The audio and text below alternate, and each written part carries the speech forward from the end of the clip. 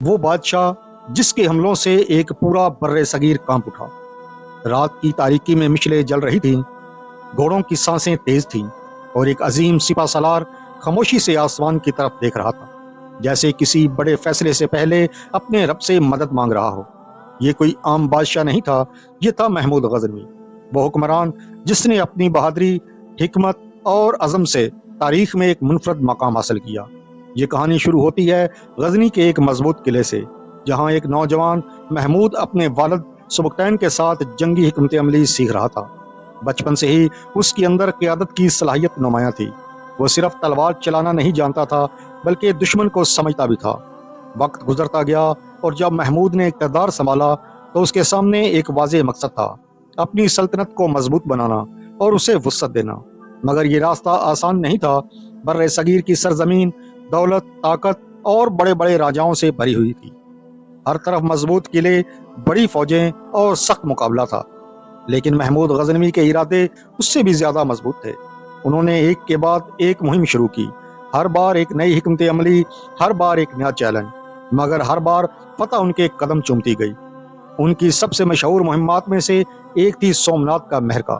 سومناتھ کا مندر نہ صرف مذہبی بلکہ مالی لحاظ سے بھی بے حد اہم تھا۔ وہاں بے شمار خزانے موجود تھے اور اس کی حفاظت کے لیے ایک بڑی فوج تعینات تھی۔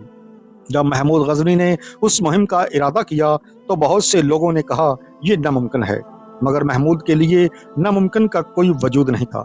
انہوں نے ایک طویل اور مشکل سفر طے کیا، صحراؤں کو عبور کیا اور آخرکار سومناتھ پہنچ گئے۔ وہاں ایک سخت جنگ ہوئی، تلواروں کی جھنکار، نعروں کی گونج اور ہر طرف ایک ہنگامہ برپا تھا، مگر آخرکار محمود غزنوی نے فتح حاصل کی۔ یہ فتح صرف ایک جنگ کی جیت نہیں تھی بلکہ ایک پیغام تھا کہ عزم، حوصلہ اور حکمت عملی کے ساتھ کوئی بھی مشکل عبور کی جا سکتی ہے۔ لیکن محمود غزنوی صرف ایک جنگجو نہیں تھے، وہ علم و ادب کے بھی سرپرست تھے۔ ان کے دربار میں بڑے بڑے علماء اور شعراء موجود تھے، جن میں سے ایک نام نمایاں تھا فردوسی، جس نے شاہنامہ جیسی عظیم کتاب تخلیق کی۔ غزنی شہر ان کے دور میں علم و ثقافت اور طاقت کا مرکز بن گیا۔ دور دور سے لوگ وہاں آتے، علم حاصل کرتے اور ان کی سلطنت کی ترقی میں حصہ ڈالتے۔ مگر ہر طاقتور انسان کی زندگی میں آزمائش بھی آتی ہے۔ زندگی کے آخری دنوں میں محمود غزنوی نے اپنی فتوحات اور دولت کو دیکھا، مگر ایک حقیقت ان کے دل میں اتر چکی تھی۔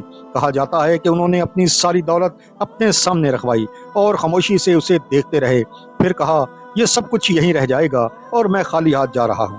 یہ وہ لمحہ تھا جب ایک عظیم فاتح نے دنیا کی حقیقت کو پہچان لیا۔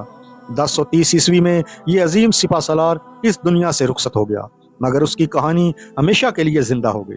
آج بھی جب تاریخ کے اوراق کھولے جاتے ہیں تو محمود غزنوی کا نام ایک ایسے بادشاہ کے طور پر سامنے آتا ہے جس نے اپنی ہمت، عزم اور قیادت سے ایک عظیم سلطنت قائم کی۔